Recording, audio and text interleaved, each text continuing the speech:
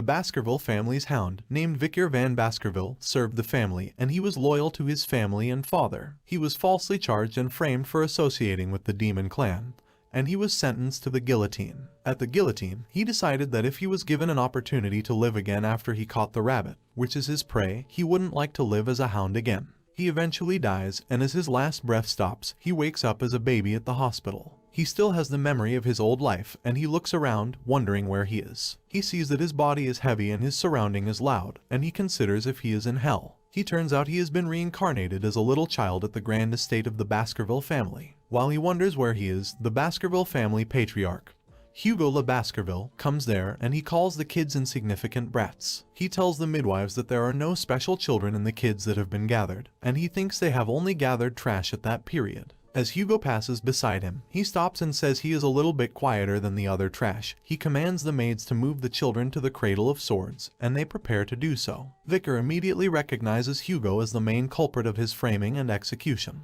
However, looking at Hugo again, he sees that the appearance of Hugo that he is seeing is his younger appearance. He raises his hands up and checks further until he is really certain of what he is saying. He informs that he has regressed to the time when he was a baby. He knows he has lived his past life as a hound. He was born into an illegitimate family, and he received training in a poor environment. As per his training, he knows a hound must be devoted to his mission, like assassination, intelligence, ambush, threatening, and any other mission. As a hound, he needs to take care of all kinds of dirty work, and everything is done in order to make the Baskerville family the best of the 7 families. The reason he had remained loyal to his duty was simple. All he wanted was to be acknowledged by the family and Hugo. About 10 years after the gate to the demonic realm opened, the fight against demons ended with humans winning the fight. The reward that was given to him, the loyal hound who served the family his whole life, was to be killed. There was just a reason why he was executed, and the reason was that he knew too much. He promises himself, looking at the new opportunity he has gotten, that he will never live that kind of life again.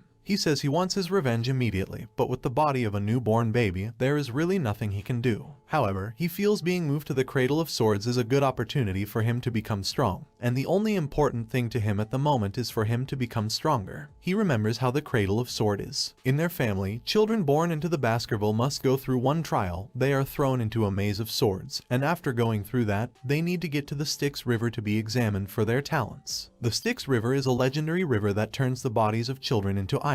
However, there is a limit to how many children it can affect. So in order to get to the Styx River first, he needs to head straight out of the helix-shaped wall of blades. In his past life, he was ousted by his siblings, and he couldn't receive the effect. But he will ensure that wouldn't be the case for him this time around. He decides he will monopolize the Styx River's blessing for as long as he can. He is inside the water, and he sees the water seeping deep into his body and bones through his cuts. He is glad that the beginning of this version of his life is actually great, and he feels having a great start will make such a big difference in his journey. He remains inside the water in hopes of enduring the pressure for as long as he can. He promises himself that no matter how painful it is for him at the moment, he will endure it all. The servants get concerned because he has been inside the water for a long time. They call out for him, telling him that he needs to come out, and if he stays underwater for a long time, he will die. They realize he isn't ready to come out, so they prepare to enter and bring him out. Hugo is interested in how things are going. He asks his butler, Barrymore, how long Vicar has been inside the river, and Barrymore says about 7 minutes has passed. Barrymore is the head butler of the Baskerville family. Hugo feels that since Vicar has spent 7 minutes in the water, if he stays any longer, he may die, so Hugo goes nearer to the river and asks Vicar to come out. Vicar hears the voice inside the river and figures it's Hugo's voice. He wonders if Hugo thinks he will come out of the river that easily. He still feels the need to absorb more power and energy from the river, and he says he will absorb everything as much as he can until the end. Unfortunately, there is a limit to what his body can accept. He starts coughing, and he starts sinking. Despite that, he still remains determined to ensure everything and get more stronger. Left with no other choice, Hugo enters the river and drags him by his leg. He wonders what is different in Vicar because it turns out being in the river wasn't enough for Vicar, and he has even drank the water. Hugo sees that Vicar already has teeth. He gets more interested in the child, and he asks Barrymore what the child's name is. So Barrymore tells him the child is Vicar Van Baskerville. He looks at Vicar and says it seems like a very greedy child has been born. He tells Vicar to enjoy the situation as much as he can. At the same time, Vicar feels he needs to use the time he has to sharpen his canines silently so that when it is time for him to rip off Hugo's head, he will do so, and the entire family will disappear into history. He threatens that it is by his hands that the family will get destroyed. Some years ago, when Vicar was 8 years of age, he was talented enough to be called a genius, but he was considered an ordinary member of his family. At the age of 20, he took on the assassination, espionage, and conquest-type missions. At 29 years of age, he felt that he had reached his limit in swordsmanship compared to those of direct lineage. At 30, the gate leading to the demonic realm opened, which marked the beginning of the demon clan's invasion of the world. At the age of 35, he endured through the war of destruction, slaughtering monsters left and right. At 39 years of age, the long war finally came to an end with the victory of the human realm. At 40, he was rewarded by the family for his loyalty to the family, and the reward he got was defamation, false accusation, and the guillotine's blade. After he leaves the river, they carry him to a place that he recognizes as the nursery. He remembers that if he is at the nursery, it means he has successfully absorbed the Styx River. In this life, he has a better starting point than in his former life. The maid comes in holding an item, and she complains, asking why Madam wants that kind of thing on Vicar's bed. He wonders who the madam is and says he is sure no one will give him, a bastard, any type of gift. The maid drops the box, and immediately she turns to leave. The box starts opening on its own. Some dark air flows from the box, and he sees a snake coming out of the box. He recognizes the snake as a bloody mamba, and he tries to crawl away from it. There are 2 different snakes in the box, and he wonders if the madam has sent the rare vipers to assassinate him. He says there are only a few members of their Baskerville family that can be called a madam, and whoever the madam is, she is probably trying to kill him to reduce competition. He feels when the vipers are done with him. They can also kill all the babies in the nursery. He holds the throat of the vipers. He threatens that no one can hold him this time around because he will bring the entire family down with his own hands. He kills the vipers and throws them by his bed. The following day, all the members of Baskerville come to the nursery to check on the kids, and they are all shocked when they see a child sleeping peacefully next to 2 dead vipers. All the nannies who had been on shift that night were executed after being tortured, but the reason for the vipers' appearance was unknown, and only the young hound, Vicar, knows the truth. 8 years later, he has grown into a young boy, and he is taking lessons along with the other young masters. That day, they are taking a course about the levels of swordsmanship, and their teacher narrates that any one of them who can't yet imbue the sword with mana is considered a sword beginner. At the level where they can infuse the blade with a little bit of mana, they will be called sword experts, and when the blade emits mana in liquid-like aura form, that's when they are called sword graduator. The last level at which the aura is solid and the form can freely be changed is called Sword Master. The strongest of the Baskervilles, Hugo, is at the Sword Master level. All the students are amazed by Hugo's strength. Vicar, however, considers that if Hugo was already a Sword Master at that point in time, it means he needs to regain the power he had prior to his regression before the coming-of-age ceremony. The teacher notices that he is lost in thoughts, and it looks like this not the first time it's happening. The teacher thinks about him. He feels Vicar has earned a strong physique by diving in the Styx River for 7 minutes, and he only needs to teach him one thing for him to learn 100 things. The teacher says Vicar is more talented than the others and feels Hugo will be very happy to know his progress. He doesn't know that the thoughts that fill Vicar's mind are how many years he needs for him to kill Hugo. Right after the class, some of the noble boys try to bully him. They call him the garbage van and push him. They claim they have been hearing some weird rumors about Vicar, and the rumor says he dived into the Styx River for 7 minutes and he also strangled 2 vipers when he was a baby. Vicar doesn't answer them. He knows the boys too well. They are the same ones who had stabbed him when he was running after his defamation. They are called Hugo le Baskerville's Tridents. He tells them the rumors are untrue, but they ask him to stop lying. The boys are Highborough le Baskerville, Middleborough le Baskerville, and Lowborough le Baskerville. They are all 9 years of age. Middleborough says he doesn't like Vicar, and his brothers agree too. Vicar knows the kids are going to be a real pain in the ass in just 10 years, and it might be a good idea for him to put them in their place now that they are still young. One of them brings out a sword and tells Vicar that if he stayed in the Styx River for a long time, his body would become like steel, which means blades can't injure Vicar. He says he is sure Vicar won't die even if he is stabbed. They signal to each other, and Lowborough goes to hold Vicar by his mouth so he wouldn't shout. He says he doesn't care if Vicar has spent 7 minutes in the river. He will eat his ass if Vicar survives without breathing for 3 minutes. Vicar looks at them angrily. He admits to the rumors that children are cruel, but he decides to play along with their stupidity for a while. The others claim there is no way the rumors they have been hearing are true. They hold his hands to stop him from breathing for a minute, and he hasn't dropped dead. For 3 minutes, he remains standing. They continue for 10 minutes, and they realize the rumor may actually be true. Highborough and Middleborough feel the game is no longer fun, and they tell Lowborough to let Vicar go. When Lowborough removes his hand, he sees he is the one injured. They see that Vicar has bitten Lowborough's hand, and they ask Vicar what he is doing. He asks them if the reason they kept their hands on his mouth isn't for him to eat it. The others claim they aren't scared of him and there is nothing he can do to them. But Loboro is scared and terrified. He tells his brothers that he got his finger bitten off, so they calm him down and say they will go to ask the priest to put it back. As they are about to go, Vicar asks them who released them to go. They try to fight back, telling him that they are a year older than him and they are stronger. They try to stab him, but to their shock, the blade can't penetrate. He addresses them and says they are the ones who seem to forget that they are all Baskerville, and that in their family, power and talent overcome age. He holds Highbro's hand and he twists it. He tells them they don't have to run and they have to keep playing until the end. They get terrified, seeing the way he is squeezing their hand. They realize that the rumors they have been hearing are actually true. He kicks Highbrow and he falls. His brothers scream his name in anger and Middleborough decides not to accept defeat. He goes ahead to hit and fight Vicar. Vicar hits him too and tells them that they should not be too scared because they will get better in no time when they are treated. However, the issue is he won't allow them to leave that room, let alone get treated. And he is sure they will have to leave the room with the discomfort of their own bodies. Eventually, he decides that he will be generous and allow one of them to leave. They are excited, and they ask him which one of them he wants to release, but he tells them they have to decide for themselves which one deserves to do. He insists he can't wait for long, so they don't have more than enough time, and they should decide quickly because at least one of them should live. They realize that there is a probability that at least two of them may die, so they come together to decide who will leave. As you know, such decisions are not easy to reach, and as time goes on, the Triton of Baskerville starts to split. Whereas the butler goes to report to Hugo that there was another bloody situation with the Morgue clan in the Ruby Mines, he says that the Morgue's clan is stating that the Ruby Mine is their territory. However, Hugo tells Barrymore that an opportunity to discuss the matter will come soon because the Morgue clan will seek them first.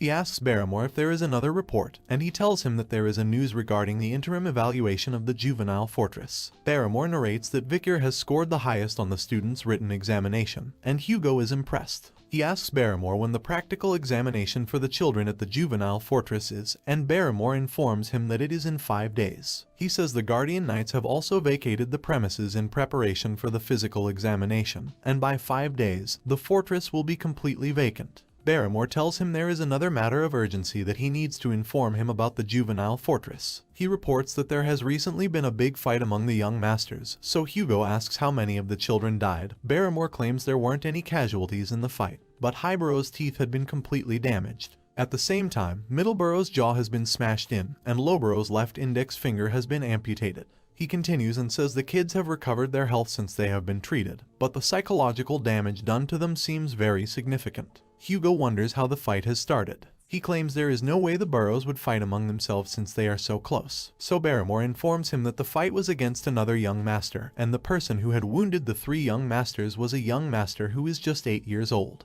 He tells Hugo that it was Vicar who had injured his seniors, and he is the same one with the highest written score on the written examination. As a result of what he has heard, Hugo calls for Vicar, and Vicar goes to see him. Hugo welcomes Vicar, telling him that he has grown tremendously since the last time he saw him. Vicar greets Hugo and calls him Patriarch, and Hugo tells him that he heard Vicar had disabled the 9-year-old triplet in his senior class. Vicar replies to him that if he is referring to the brothers, he is sure the brothers have received proper treatment since the issue. So Hugo explains that he is not talking about the physical disabilities that he has inflicted on the brothers. He claims he is talking about the disability of the heart. He further explains that since the issue happened, the brothers have been eating separately, and now they don't even talk to each other anymore. Before, their combination techniques were quite decent, but now their relationship is completely torn apart. Vicar doesn't have anything to do, and Hugo asks him if he doesn't think he is wrong. Vicar wonders what he has done wrong, so Hugo claims he has turned his brothers into a total mess. Vicar doesn't believe what he has done is wrong. He tells Hugo that it's because he is stronger than them, and asks Hugo how a stronger person can be wrong. Hugo still doesn't think he is right. He tells Vicar that he has called the brother earlier and he has met with them, and they said they would forgive him, yet he doesn't feel any ounce of guilt. Thinking of the statement of forgiveness seems silly to Vicar. He wonders what they are forgiving him for. He remembers one of his old memories. He recalls the period the youngest daughter of a family which was ruined by the Baskerville clan came to visit Hugo. She had become a nun following that incident, and during her visit to Hugo, she told Hugo that she had forgiven him and offered a mass. Hugo's response after the mass was that he believes forgiveness is just an excuse made by the weak who cannot seek revenge due to their lack of strength. Vicar repeats the same words to Hugo, who says that only the strong will reign supreme and weakness is a sin. He tells Vicar that he understands their family motto very well. He calls Barrymore and asks him to allow Vicar to take whichever snack he wants from their food storage. He says he should allow Vicar to take just enough that he can carry out of the palace himself. Vicar laughs and he asks Hugo for chocolate. He appreciates Hugo for his kind gesture and attempts to leave with Barrymore. Before he reaches the door, Hugo calls him his son. He tells him to try to do well in the physical evaluation. He asks him to ensure he doesn't lose the evaluation to the direct descendants, and Vicar promises to do his best. He goes to the storehouse and he takes the chocolate. It's the infamous chocolate that is enjoyed by the gourmands of the Morgue clan. Barrymore tells him the chocolate is the highest quality that was obtained with might difficulty, and Vicar says he also doesn't want anything that is processed. Barrymore wonders if he is really rejecting the best chocolate in the store, and Vicar repeats what he has said. He says he wants cacao beans, the ones that have a rich aroma. Barrymore hasn't met a child like that before. He asks Vicar again if that's what he wants, and Vicar replies affirmatively, so Barrymore brings out the beans. He tells him that they are the bloody beans that are known for their rich aroma, and with one bean, he can produce 100 liters of chocolate. Barrymore wonders if he intends to eat the beans on their own and says for Vicar to eat such bitter beans alone, then he must really love chocolates. He thinks about Vicar, and he feels that within the restrictions Hugo has set for him, he has found a method where he can have as many chocolates as he wants. He comments that Vicar is very brilliant. The servant asks Vicar if he wants them to process the bean and send them to his room, but he says there is no need for that. He says he will take the beans as they are. At that point, Barrymore assumes he isn't intending to use it to produce unlimited chocolates. He wonders if Vicar has a peculiar taste. However, what they do not know is that Vicar doesn't want to eat the chocolate. His main aim is to use the bloody beans during the practical examination within 5 days. He knows that a huge catastrophe would occur that has never happened at the Baskerville clan before. In their world, the Baskerville family is referred to as the Berserker family, and the children from the family are put through thorough early education.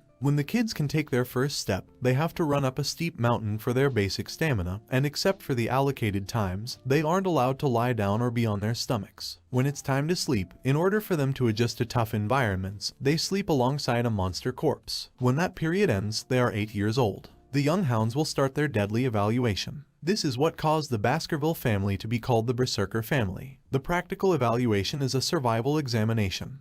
And that day, in a mountain that is located on the outskirts of the territory filled with monsters, the young hounds gather there. It's the La Rouge et La Noire mountain. Their instructor, called Shadow Dog, Pavlov Van Baskerville, welcomes them, and he tells them the basic content of their physical evaluation is simple. He tells them they need to survive on the mountain for a month, and they will need to hunt large and strong monsters. He claims they have to be mindful of the two conditions, and they should also survive. The point for being successful at surviving is 10 points, and if any of them survive without becoming disabled, he will also get 30 points. If any of them fails other young masters and survives, he will get 50 points. If anyone survives after defeating a monster, then the point increases to 70 points. He tells them that if any one of them fulfills all the conditions he has mentioned, then the person will get 90 points. Additionally, if any one of them steals the badge that is given to them all from someone else, then additional points will be given to the person. If a person dies, he gets 0 points and there are no 100 points. Ending his speech, he asks them to remember Hugo's teaching that a swordsman dies the moment they become arrogant.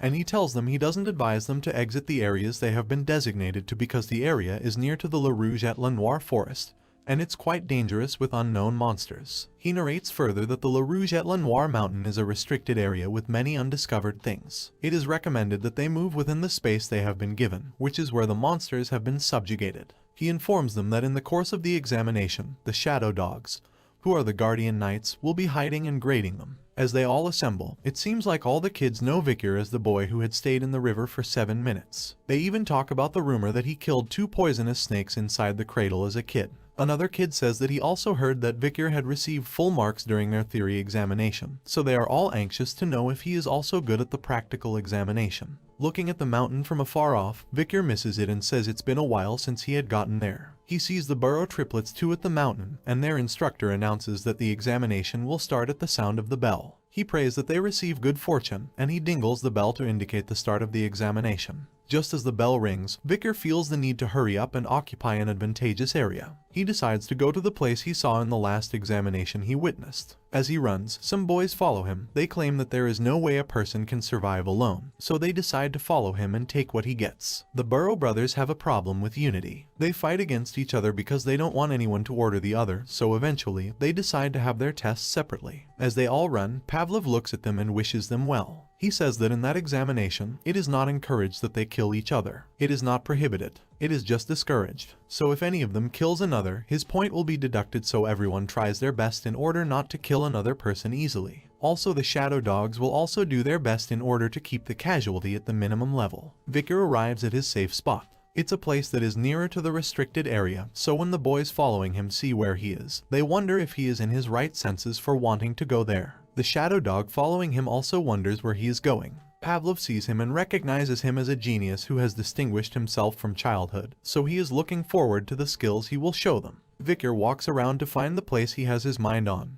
He touches the ground and he sees that it is soft, so he says he is fine with the ground being soft. He says that since he has decided that's where he will be living for the time being, he needs to relax and take a break. The knight overhears that and wonders what he is doing while the other students are trying to survive by killing monsters. Vicar removes his clothes and he brings out firewoods. Vicar sleeps that night. For several days, the knight keeps watching him. He gets exhausted thinking about how long it has been since Vicar has rested while digging a hole. He says that besides resting and digging holes, the only thing Vicar does is hunt for food or gather equipment. He wonders if Vicar is planning on hiding there forever. He wonders if the rumor about Vicar being a genius is fake. He eventually decides that if Vicar is just going to hide, then there is no reason for him to keep observing Vicar. He leaves and Vicar notices he has gone. He enjoys camping outside because it reminds him of the old days. He remembers his old life and how his subordinate had told him that cacao beans are used to make fish smell less fishy, and bloody beans that have a high concentration of cacao are the best ones. He throws some of the beans into the fire. Now that the person interfering in his program has gone, and he has also finished everything he needed to prepare for the coming days, he decides to start his hunt.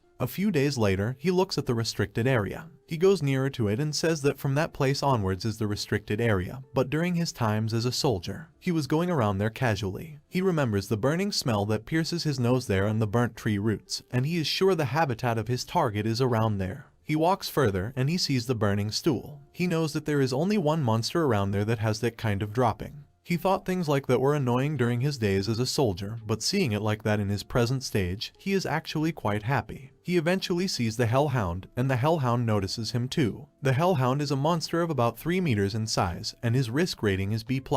His state of discovery is at the second ridge of the La Rouge et La Noire mountain. It is a dog from hell and a monster that brings horrific disasters to those who encounter it. Also, once the monster beats you, you can't survive. The flames that come out of the monster's mouth and eyes are extremely gaseous, and they trigger sparks. He is the lookout monster that swallowed the hellfires of the oil world. He was barely able to defeat one alone at the age of 18 in his past life, and of course, the fact that he is just 8 years into this life means it is impossible for him to defeat it alone. However, he knows a way where even a child can take on a hellhound. He jumps to fight, knowing the first weakness of a hellhound, and the weakness is that they can only move in a straight line. They find it difficult to suddenly change directions, and their second weakness is that although that's strange, but lookout monsters are unable to cross water, even if it may be a very shallow depth of water. So he brings out a bottle of water and he pours the water. He knows that water shows down the hellhound significantly, so it will move forward while exposing the weakness of all the canine monsters. It turns out that while running with their mouths open, chocolate is poison to them, and if you throw a chocolate bean at them, they will get poisoned immediately. He poisons the monster while he is running and says that if a bloody bean can make 100 liters of chocolate, it's obvious what it will do to a monster. He laughs that he guesses that even a hell of hounds can't win against chocolate.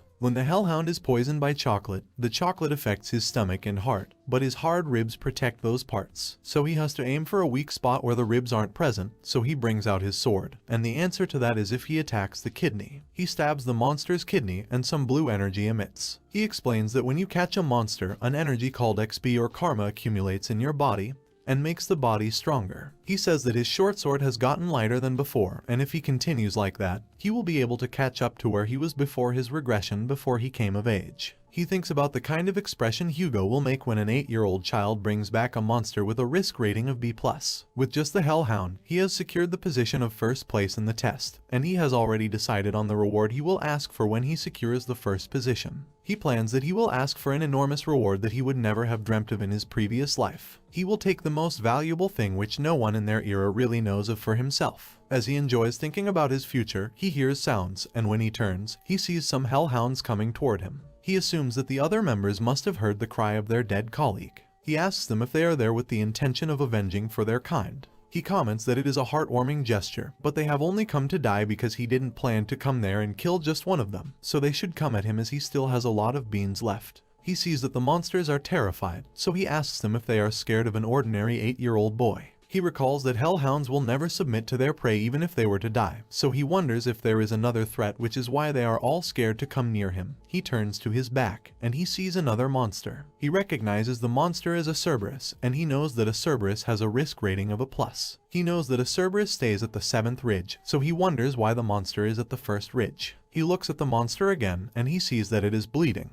He gets a closer look, and he realizes that the monster has multiple arrows stuck in its body, and he has other injuries too, and he assumes that someone was trying to hunt the monster. Thinking about who they can be, he knows that the barbarian tribe's territory is right across the mountain, and if the monster has come all the way to the 1st ridge, it means they are chasing him anyway. He feels it is his chance to kill a better monster. It's an injured A+ monster, so it won't be too difficult, and he has to kill it no matter what. It turns out that Vicar has been hiding his power back at the Baskerville household. The power he was hiding includes that he has reached a high level of expertise as a sword expert, and he has also mastered the Baskerville 3rd technique. He had already reached levels that other hounds would only be able to attain when they turned into adults. He runs to kill the monster, and despite that, he knows how risky that can be. He encourages himself that he can do it. He motivates himself that it is an injured Cerberus and it is doable for him. Before Vicar's regression, he has refined his swordsmanship through the war with the demon clan to the point where there was no sign of unnecessary movements to his techniques. Also, his body has been strengthened by the river Styx, and all the weapons he possessed was working well against the injured Cerberus. Unfortunately, he had only thought his weapons were working well, so he had let his guard down. However, when he lets his guard down and allows the Cerberus to use his claws, the Cerberus attacks him and he falls down. The Cerberus is a monster with a size of 7 meters, his risk rating is a plus, and his only site of the discovery is the 7th ridge of the La Rafette-Lenoir mountain, except in rare cases like what Vicar is experiencing. The monster is also called the Watchdog of Hell, and he has no interest in those that are entering the underground, but he only rips those who try to escape into pieces as though they are rags. He resides in a place where all the dead spirits are headed, and it is also known as the ultimate lookout monster. The monster uses his claws and attacks Vicar, who falls down and bleeds. He recovers himself later, and he sees the monster again. He wonders if he has lost consciousness earlier. He is resting by a tree, and the monster walks towards him. He realizes that he has received a direct attack from the Cerberus, and he can feel the pain in his left arm. He even wonders if his left hand has been ripped off completely. He checks his hand, and luckily for him, his left hand hasn't been ripped off completely. It's only the case that the hand has been injured terribly. He knows that the Cerberus is actually injured, but he didn't expect that the monster will just stop at injuring his arm when he can pull it off. So he says that for him to stop at just that, then it must be the effect of the river Styx that he has dipped himself in. He screams in appreciation for the river because that's the only reason he has an arm right now. The monster tries to attack him again, and he jumps away. He claims that his damage is still remaining, and he won't be able to survive a second hit if he takes a second hit. He knows that's a difficult voyage, but as an experienced hunter, he has to find the best way out of a situation like that, and the best possible decision he can opt in for is to run with his tail tucked between his legs. He knows that if it wasn't for the fact that the monster was actually injured, he would have been torn apart already, so he has to thank the barbarians' tribe that is over the mountain. As he runs, the monster chases him. He keeps running, having in mind that if he gets past the iron fence, he will be out of the restricted area. As long as he can get to that safe place, then you can call it his win. But if he gets caught before he gets there, it's obvious he is going to die. He keeps running as the monster angrily runs after him. Unfortunately, he even forgets the path where the iron gate is. He tries to find the iron gate, thinking that it should be somewhere around where he is. He eventually finds the gate, and he is just some steps towards his safe place. He hopes that he will be able to run a little further. He keeps running and encouraging himself that all he has to do is to go a little bit further until he gets there. He notices that the monster has almost caught up with him, but he refuses to get discouraged. He runs and eventually gets towards his place. He jumps into the place, and the monster stops by the way. He remains on the floor for a short while so he can get himself better. He has left a trap by the place he was staying in case of necessity, and the trap has caught the monster. He mockingly welcomes the Cerberus to the cradle of swords as the monster struggles with the beans he has kept there. He also couldn't imagine that he would have to use a trap that he had laid out to catch and fight the hellhounds to catch a Cerberus. Cerberus is also in the same species of canid monsters as the hellhounds. The bloody bean essence that he had spread on the wooden spear that has caught the Cerberus will act as poison for the monster. After the monster struggles for a little while, especially in his sick state, he starts foaming, and the poison starts affecting him. Instead of dying, the monster screams in anger. Victor knows that since it is a high-ranking demon, he wouldn't die instantly, so he throws a spear at the monster. After throwing the spear, he starts walking toward the monster. He counts each of his steps, so he carries the first step, the second step, the fourth, the fifth, and the sixth, and when he gets to the seventh step, the monster has given up. The monster dies just on his 7 steps, and he acknowledges that the rumors he has heard are true. He reveals that the wooden spear he has thrown at the monster is different from regular spears. It's a spear that is laced with the bloody mamba's venomous fang that won't let his victim walk more than 7 steps once he has been bitten. He reveals that he has kept the venom when the mamba snakes have visited him as a kid and says it is a good thing that he has kept it. He can feel the energy of the Cerberus seeping into his body, and he is glad that, finally, all 3 heads in the Cerberus are dead. His issue now is how he will carry the monster back to the village. That is because the cause of the monster's death will be quite obvious.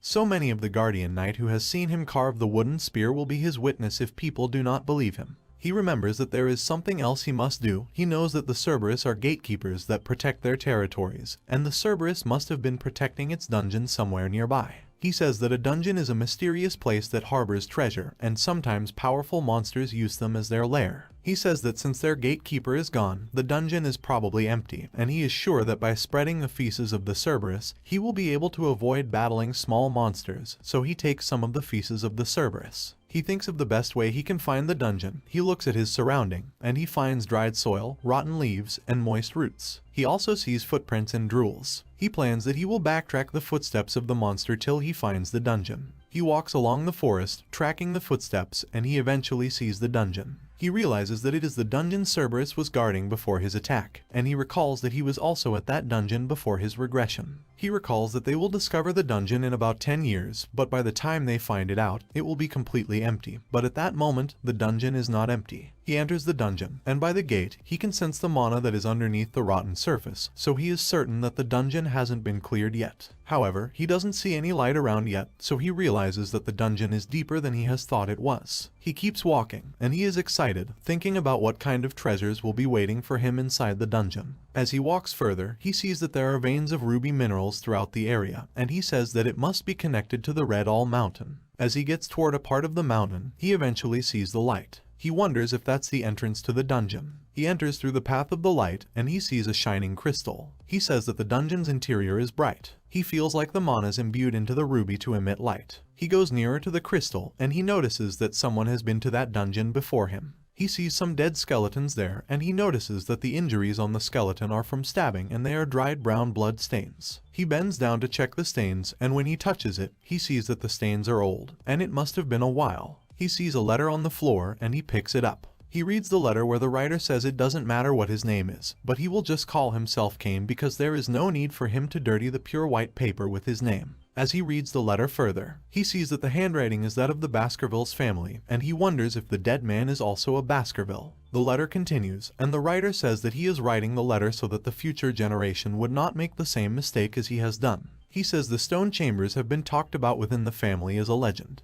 He says that his brother Abel and himself coincidentally came across that place, and they raided the dungeon, which consisted of countless of trials. They killed many monsters and arrived at that chamber to find the final assignment of the place. The assignment tied their feet there for a very long time, and they remained there for 3 years. He wonders how much they have wanted the treasure for them to remain there for 3 years. He feels the final assignment must be somewhere in there. He feels the assignment, but is the crystal there? He sees an inscription on the wall, and it says, when entering, it's 1, but once inside, it's 2. When leaving, it's 1. The writer says that he and his brother contemplated over the text for a long time. In the end, they came to a conclusion that he and his twin brother were one in their mother's womb, but when they were given birth to, they were separated into 2. So they believe that in order for them to take the dungeon's treasure, they needed to become one again, which means only one of them could leave with the treasure. After a fierce battle between the both of them, he ended up killing his brother. After killing his brother, he remained the only one left inside the stone chamber. Despite that he is already just 1, there is still no chance for him to enter the dungeon.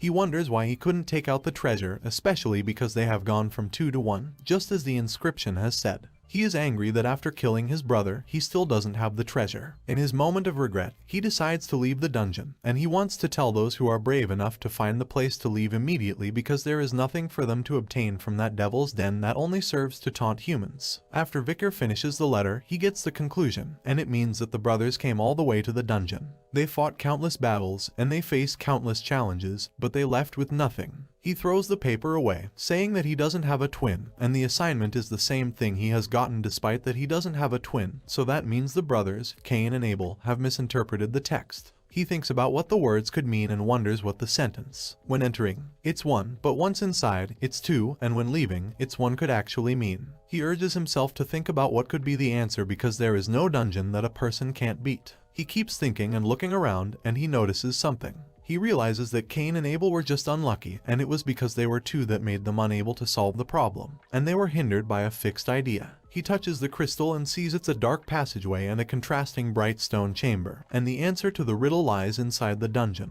He is one when he is entering through the dark passageway, but as soon as the ruby's light casts a shadow on him, he becomes two because of his shadow, and when darkness re-enters, that is when the stone chamber's final stage will open, so the answer to the riddle is shadow. Immediately he mentions the word shadow, the dungeon opens, and the stairs show forth with fire. He laughs that the cause of the two brothers' death is the relic of the devil's den. The crystal opens, and a sword comes out. He knows the sword as the Beelzebub, and he sees an inscription that only those with the Baskervilles' blood will be able to take the Beelzebub. He looks at the sword, wondering if that's where the name Beelzebub originated from. He recalls seeing an illustration of a picture book once during the childhood of his past life. It's the inscription of the gluttonous fly called Beelzebub. The fly is an unprecedented great monster that invaded the continent in the old legends. The devil's holy constellation, also called the Seven Calamities, came with it. In order for them to stop the seven calamities, the seven families' heads stepped up to take on a devil's holy constellation, each per family. So each family takes up a constellation to fight against.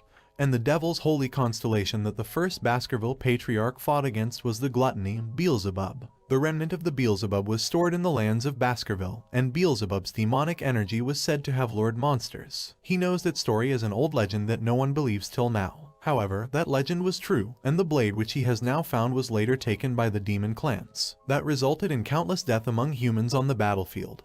But he is sure that won't happen in his new life because the sword which has caused the fight in his previous life now belongs to him. He tries to carry the sword, but he finds it difficult. He raises the sword confidently, and although it weighs his arm, he feels some impact on his hand and feels it's breaking. The impact keeps entering his body until it looks like it's disappearing. He knows the blade was made from the corpse of the devil's holy constellation, so he has lucked out to receive the Beelzebub. The fact that he has taken that great instrument in his present life makes him more confident in his skills in that life. He wonders how much stronger he will be in that life, and he is excited to know how much his life will change. He checks around the dungeon, and he feels it doesn't look like there is anything else for him to obtain there, so he decides to head back to his safe zone. As he is about to leave, he notices something and turns. He suddenly gets weak, and he falls. He wonders what is wrong with him and why he is feeling dizzy. He concludes that he is feeling hungry. He sees that the sword which has entered his body is growling, and he wonders if the sword is asking him for something to eat. He stands up and struggles to leave. He feels such a voracious hunger inside his stomach. He also wonders if his sense of smell has also been heightened because of the sword and says he thinks he is smelling something very delicious. The sword keeps dragging him back, and the sword stretches towards a part of the forest. He wonders if there is something to eat in that part of the forest. He follows the direction the sword is taking him to, and he sees the corpse of the hellhound he had killed earlier. The sword stretches out of his hand and goes to the corpse. It sucks out blood from the corpse, and he also notices that since he is absorbing the blood through the sword,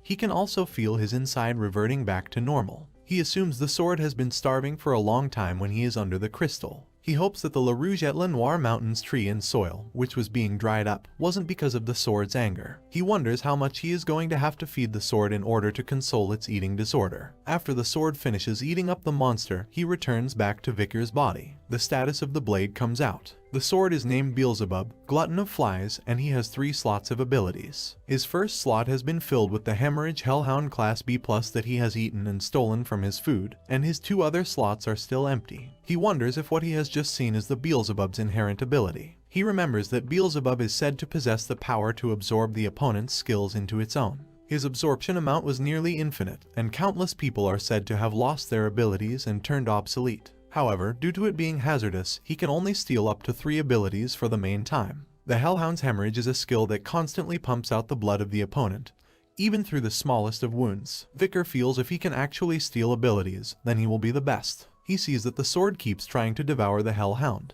He tries to caution the sword that he can't devour the monster completely because if the Hellhound is too damaged, he won't be able to explain the level of the damage during the autopsy. The sword goes around, eating up every animal he has found around. At one point, Vicar has to hit him and beg him to stop. After eating as much as he can, he eventually fills his 3 ability spots. The first spot now belongs to the Burn Injury Cerberus A+, the second slot is to the Hemorrhage Hellhound, and the third one is for high speed regeneration which he got from the Sewer Rat. Vicar wonders where he has gotten the high speed regeneration from, and he sees that there is a Sewer Rat underneath the Cerberus, and he sees that the sword has consumed the Sewer Rat. He feels it's a great achievement to have acquired burn injury from the Cerberus, and since thermalgia is one of the worst pain that a human can experience and it would be much worse than Hellhound's hemorrhage. He walks away, and he says now that he is done preparing all the monsters that he wants to submit for the practical examination, then he will wait over there and rest until the examination is over. Eventually, when the examination ends, all the young hounds who completed their examination returned to Baskerville, and the evaluation of the examination followed immediately. The young hounds received a shield, sword, or even necklace as their rewards, and they were produced from parts of the monsters they hunted during their practical examination. One of the monsters that a young hound had hunted astonished all the Baskervilles that were present at the evaluation. Hugo comes there and asks them who has haunted the monster, which turns out to be the one Vicar had haunted.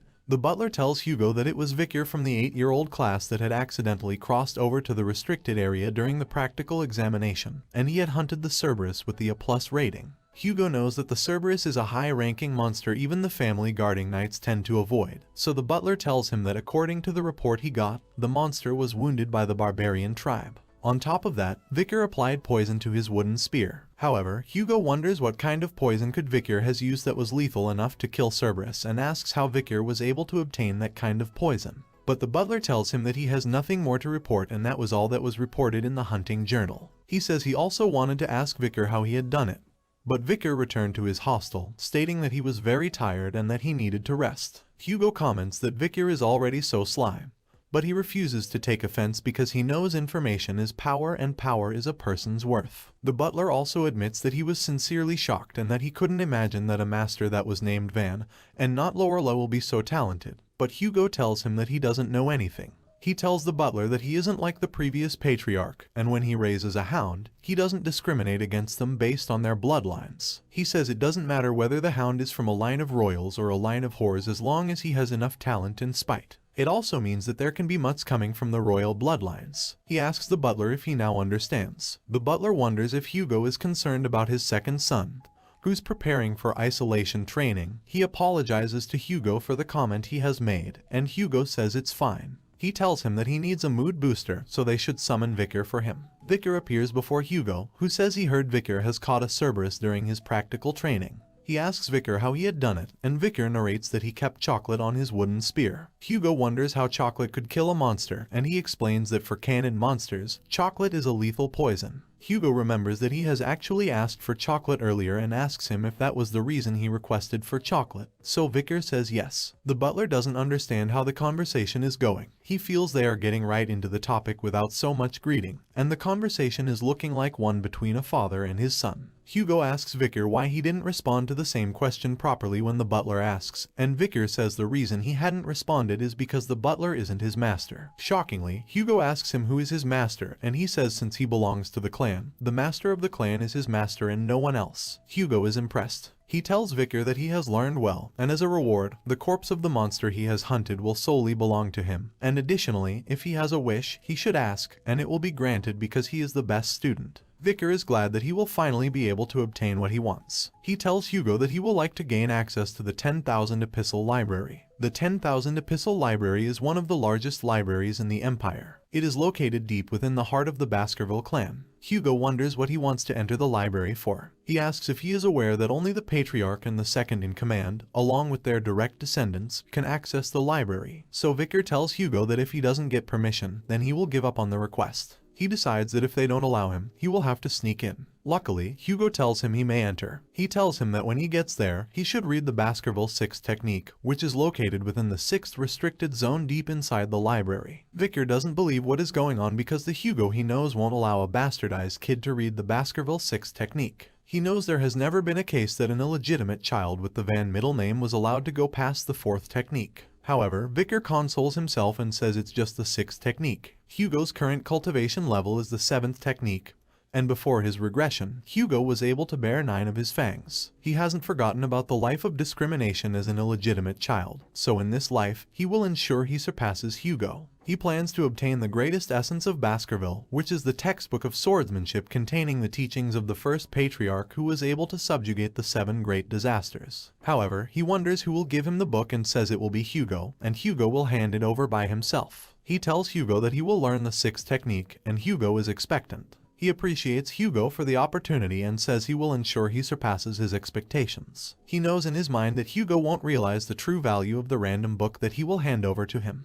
After he meets with Hugo, Victor goes to the 10,000 Epistle Library. He claims it's his first time coming to that place in person. He checks around all the books from the severing incisors, grinding molars and piercing canines, snaggletooth that embeds twice, wisdom teeth that lay down, and all other books about swordsmanship. They are all books on swordsmanship that he desperately wanted in his former life, and they are all there in his presence. He explains that no matter how much mana an illegitimate child of Baskerville had, they can't learn any swordsmanship that is superior to the 4th technique. In order to ensure that the children who become hounds don't bare their teeth toward their master, the Baskerville family implemented the rule as a defense. He eventually sees the book he is looking for. He can't believe that Hugo would offer him the swordsmanship book on the 6th technique. He claims that if it was before his regression, he could never have dreamt of such an opportunity. He realizes that the reason Hugo could have allowed him is that he thinks there is no way he can memorize the books as an 8-year-old little boy. He takes a stick and he breaks the chains on the book. Before his regression, he had learned the theory behind the 1/4 technique until he got sick of it, and it was to deduce and speculate the theory of the 5th technique. He reads in the book that after drawing the 4th tooth, he needed to have stopped mana flow. He wonders if that is why he couldn't make the 5th tooth. Baskerville swordsmanship depends on the stage of the sword. It's 1 tooth for the 1st technique, 2 for the 2nd, and so on. When they draw teeth, a special trait, a red sword energy, will appear. He says he doesn't care about the 6th technique because the real reason he has asked to visit the 10,000 Epistle Library is totally different. The stage he desires to get to is higher than the 5th stage. He comes out of the inner side of the library, and the servants wonder why he has come out very early. They assume he couldn't find the book he is looking for, so they tell him the swordsmanship books and other books are deep within the library, and if he has forgotten something, they can get it for him. However, he tells them he has finished what he came there for. They wonder if that is possible, and they advise him that he should remain there and at least look around a little. He says that before he leaves, he is also thinking of reading other books so they don't have to worry about him and they can continue all they have to do. He enters the directions that are filled with miscellaneous books. The servants wonder why he is going to a place filled with miscellaneous books, and they say if they are the ones in his situation, they will read about textbooks on swordsmanship that are deep within the library. They wonder if he doesn't know the worth of the books because he is still young. He knows all they are thinking about, but he decides to leave them to their thoughts because they don't know that among the dusty miscellaneous books lies a hidden treasure. He goes there, and he finds the book he is looking for, The Lurking Ambush. He is sure that is the book. It's a book on the basis of the 1st technique that the Baskerville children don't even read due to its ripped pages, so they believed it was a useless miscellaneous book, but he knows the book's true worth. Before his regression, in the hound squad that he was affiliated with, he found a strange relic in the dungeon that was on the border of the La Noire mountain. The relic has a page from a swordsmanship textbook. It was a single ripped page and a page with Baskerville's handwriting on it. They brought the page to Hugo, who found it remarkable, so he went through the whole library trying to find the book that matched the page, and it turned out the page was from the swordsmanship book A Lurking Ambush. It was a book that the Baskervilles' ancestors wrote in the Baskerville 10th technique. Hugo, who at that point had gone crazy looking for the 10th technique, released the hounds and found the remaining 6 pages with the techniques written on them. He eventually found out the remaining pages were hidden in the 7 great families. As a result, he declared war on the other families and sent hounds to those who refused to send the pages. After the sacrifice of so many hounds, all the missing pages were given to Hugo, and the reward for doing all that was Hugo just telling him he had done a good job. He is angry about his previous life and says he had only lived a stupid life because of the pages. Hugo broke through the 7th technique and achieved the 9th technique, and under him was wasted piles of hound corpses and blood. However, he will ensure that doesn't happen in this life. He was the hound that claimed the remaining pages of the book, and he remembers all the contents that were written on those pages, and the reason he couldn't go beyond the fourth technique was that he had no access to the original book. He reads the original text, and he sees that the first step to the 10th technique is similar to the first technique. And when they unsheath their swords and draw the first path, and show aggression, that is when the sword exceeds its natural limit. So if the other people read the book, it will seem like the book doesn't make any sense, but the moment they use the missing pages and fill in the blanks, the false and misleading information turns into an amazing masterpiece of a book. He had reached the highest level of graduator aura and the highest level of the fourth technique before he regressed, so before he turns 15, he needs to reclaim the power he had before his regression. He keeps reading the book without checking what time or day it is. He eventually cautions himself to stop later in the day. He wonders if he has focused for a whole day. Because of his level of focus, he was able to memorize the book's content from start to end. He can't feel the presence of the guardian knights, so he tries to practice, but he realizes that he can't draw 10 teeth with his young body. But if he does it now, he will be able to activate the 5th technique that he was unable to reach in his last life. He tries to train. He thinks of his previous body and the power of the sword, and he draws the first Baskerville technique, after which he goes to the 2nd technique and also the 3rd.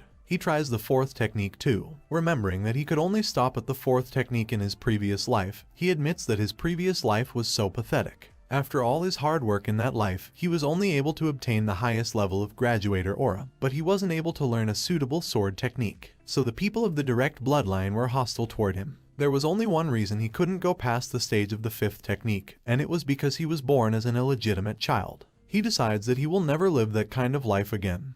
He tries to activate the 5th technique, but he still feels weak. He was able to draw the 5th tooth, so that was enough for him to be glad. He felt like something hot from deep within his heart emerged and shot up to his neck. He is so happy at the fact that he can do the technique, and he is glad that he can cry. He is breaking so many records in the history of the Baskerville family, and it is a great story of how a young hound's canine teeth would bear towards his master, and these teeth are growing already. Now that he has finally succeeded in drawing his 5th tooth, as long as his mana can support it, he can reach the level he was at before he regressed. He feels his mana capacity has definitely increased as well. He feels his mana has reached another level, and his liquid aura, which is the sign of a graduator, seems to have gone from a high-class sword expert to that of a low-class graduator. That was a point that took him about 30 years to reach in his previous life, and he can't believe that he has managed to reach there at 8 years old. In their family, graduators are on a completely different level from sword experts. The solid aura starts to turn into a liquid aura, and the density also increases and allows it to be used more freely. At that point, his swordsmanship had gotten so much better than before he regressed. He knew he wouldn't be stopping at the 5th technique, and he will get to a sword technique that could reach the 10th technique with endless possibilities. He has previously learned the piercing fang, and although it was true that he could get stronger in a shorter period of time, it also had its limitations. On the other hand, the lurking ambush is a perfect sword technique that can smoothly transition between offense and defensive with no growth limitation.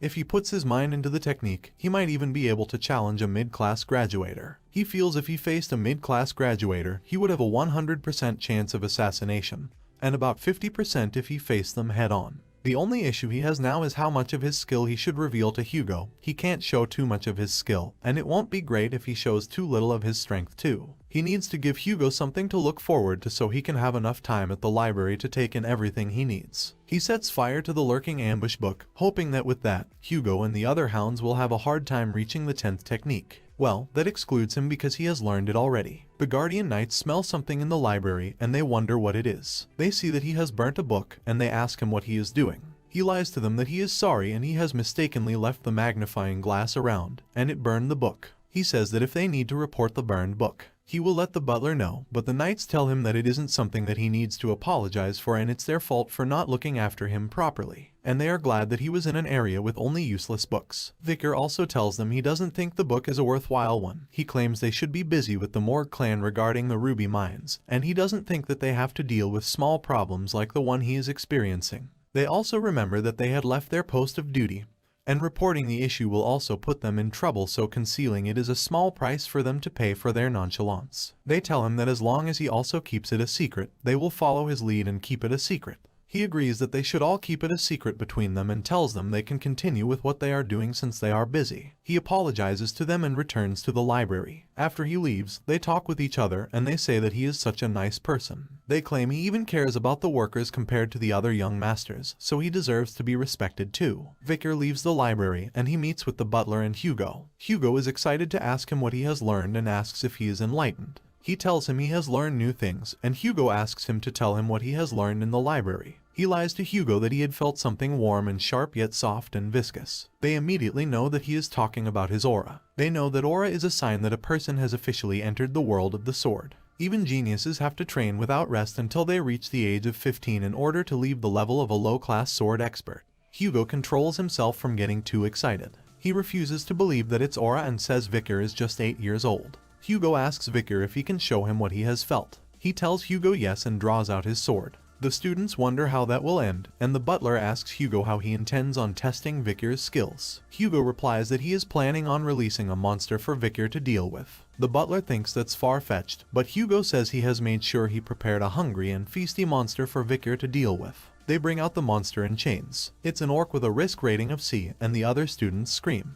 They claim it is an overkill to send an orc to deal with an 8-year-old boy. They feel Vicar needs to be at least 15 before he can deal with an orc. They assume that if things get difficult, the Guardian Knights will get involved. After the orc settles, Hugo commands his knights to remove the chains, and the fight starts. Vicar is sure he is going to win, so he isn't too scared. He sets out and pulls out his aura, and he hits the orc with his sword. The orc starts bleeding and screaming. He knows that the orc must be surprised that it is bleeding for the first time. He knows the orc's distinctive skill, high-speed regeneration, won't activate too, and a C-class monster won't be able to stop the hemorrhage caused by a B-class hellhound. That's because he has used the second slot in his sword to fight. Even Hugo is shocked. He wonders how Vicar is that strong when he is only 8. The student rumor among each other, wondering if it's possible for him to do all that without collecting mana. He sees that Hugo keeps looking at him and thinking. He assumes that Hugo is still trying to determine what he has learned inside the library, so he decides to show Hugo what he wants to see. He puts his aura in the blade, and everyone is shocked that he can now use the aura blade.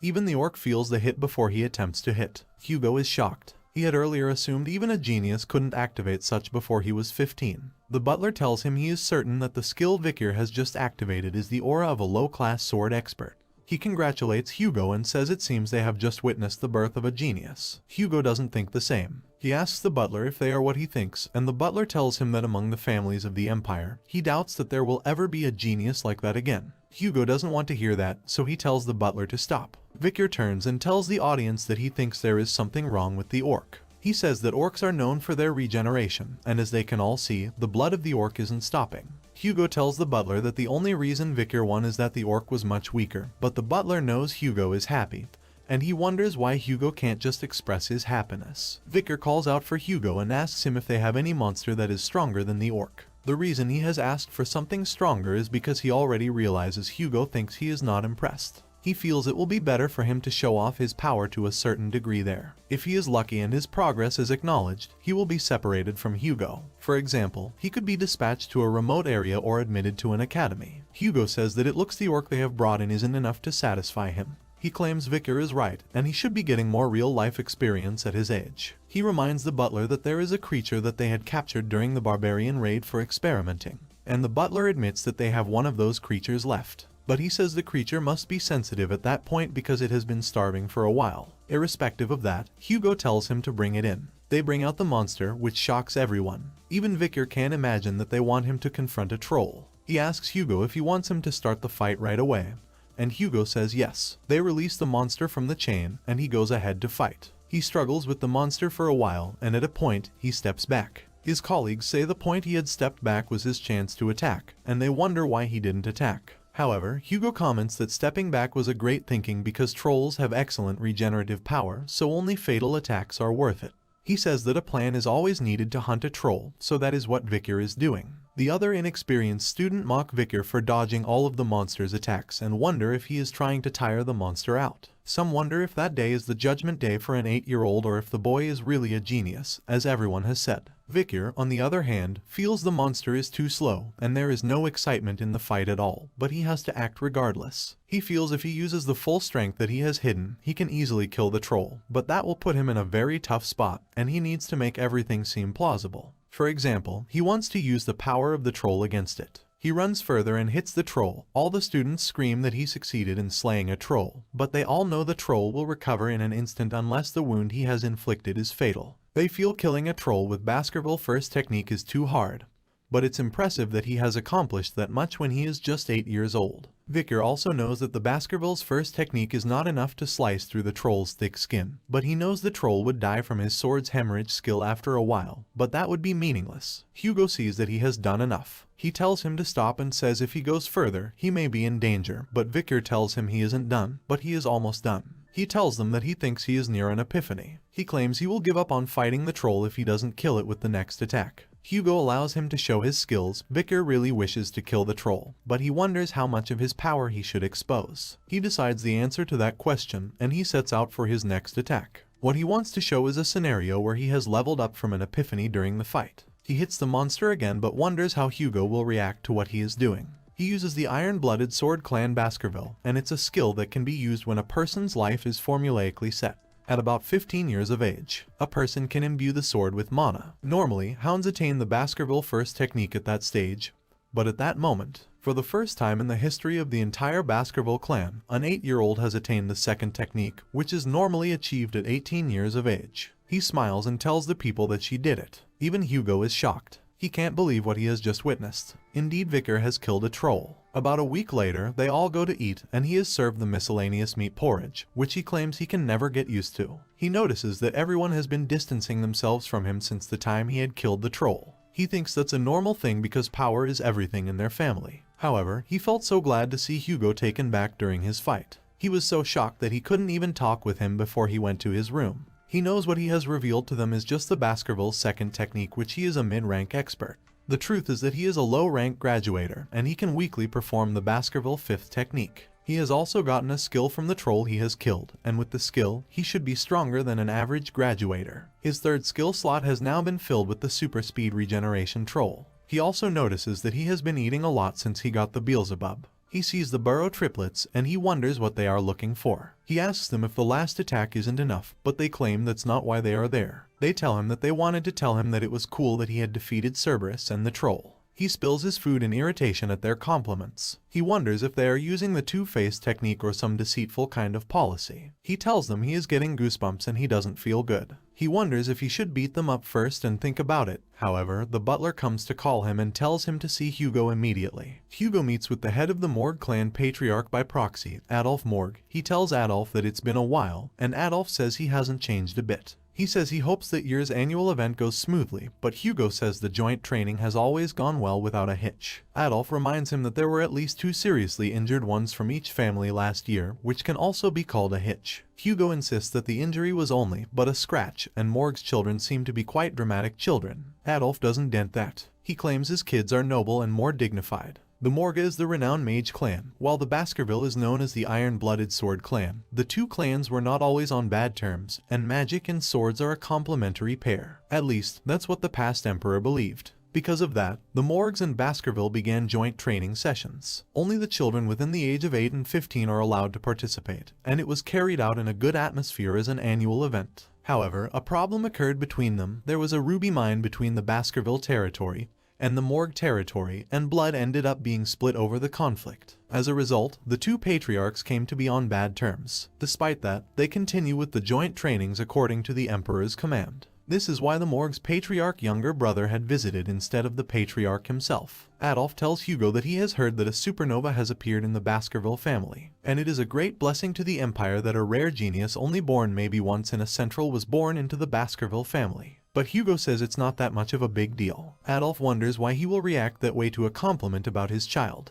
Adolf says they are also fortunate in the Morgue family because they also have genius on their hands. He calls their genius Camus and tells him to come inside. Adolf tells Hugo that Camus is his sister Rispani's daughter. He asks Camus if she wouldn't greet Hugo, and the girl asks if Hugo is the thief that stole their ruby mine. She screams that Hugo should give them back their mine, and Hugo gets annoyed that she has the audacity to call him a thief. Adolf gets angry, too. He asks Camus why she is displaying such impolite behavior, but Camus reminds him that he was the one that told her that an annoying chin beard stole their ruby mine. Adolf wonders when he had said that, and Camus reminds him he said it before he came down from the carriage, which was about an hour and 42 minutes ago. Hugo gets angry that Adolf has called him an annoying chin-beard thief. Adolf tries to calm Hugo down. He claims there is a misunderstanding, and Camus is just but a child, so Hugo shouldn't take her words to heart. Hugo tells him that there is no need for him to explain the problem the morgue has with children education to him. Camus doesn't control her actions. She keeps screaming that Hugo should give them back their rubies, and she can't even do her research because she doesn't have enough rubies. Adolf tries to calm her down, but it's too late because Hugo is already angry. Hugo says it's obvious that the morgue don't teach manners at all. Adolf realizes Hugo may do something bad to the child, so he drags Camus closer. He asks if Hugo is trying to threaten an 8-year-old child.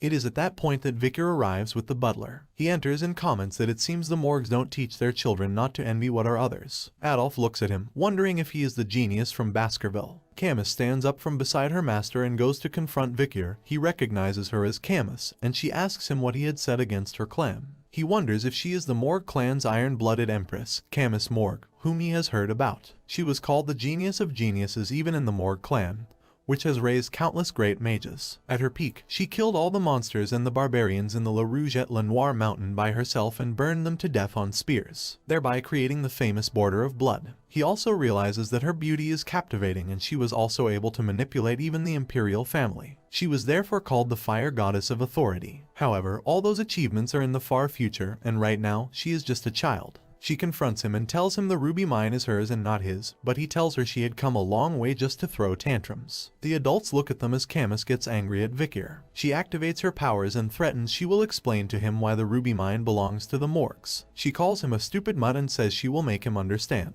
He feels that dueling against her will be fun, so he goes for it too. She activates her power on the city and says she will explain it simply to him. He recognizes the power she has activated as the ice sculpture. He had thought she wanted to fight him, and he was excited about nothing. She tells him that top-grade rubies come from the mine, and which is situated on the border of the two clans called the Joint Security Area. But the problem is that while the entrance of the mine is on Morgue's territory, the mine runs underneath the Baskerville. She shows them and says it's situated such that the Baskerville can't take all the mines for themselves, and it also means the ruby mineral vein belongs to the Morgue clan. She complains that the Baskerville is asserting that they are trespassing and interrupting the mining, and the Baskerville is also rejecting their offer to pay rent for the territory. Vicar tells her that rubies are commonly used for magic ingredients and that the Baskerville clan doesn't really need to mine the rubies. He continues and says that the territory rent fees must be a tragedy for their clan, and that there isn't an idiot in the Baskerville who would open up the land just for them to earn a few pennies. Camus gets more angry. She reminds him that he had just said the Baskerville doesn't need rubies. He agrees to that and tells her that they only need their land. That's why they are telling the morgues not to come in, since they are the ones who will lose something in that situation. She gets furious, and she claims she will explain to him and make him understand why they are the owners of the ruby. She shows him the land again and also the mine. She stretches her arm towards the mine and asks him whose arm is it.